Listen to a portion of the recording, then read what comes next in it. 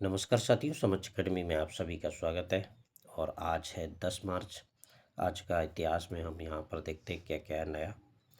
और इसी तरह मैं वीडियो सुबह सुबह आपको करंट अफेयर्स उपलब्ध करा देता हूँ। सुबह सुबह आप 8 बजे से पहले इस चैनल पे जो भी करंट होता है उसको मैं अपलोड कर देता हूँ। और आज है 10 मार्च। आज का हम देखते हैं आज का इतिहास में 10 मार्च को 1922 को महात्मा गांधी को राजद्रोह के मुकदमे में 6 साल की सजा सुनाई गई थी। और ये 10 मार्च 1922 की बात है, ये भी ध्यान रखना है।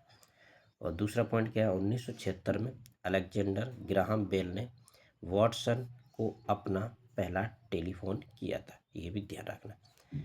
यानी कि अलेक्जेंडर ग्राहम बेल ने, जिसने टेलीफोन का आविष्कार किया था, उन्होंने पहला कॉल वॉटसन को अपना पहला टेलीफोन कॉल किया था, ये भी ध्यान रखना है। और इसी तरह की वीडियो पाने के लिए, यानी सुबह सुबह करंट अफेयर्स पाने के लिए समझ अकेडमी को लाइक करें, शेयर करें और सब्सक्राइब जरूर करें।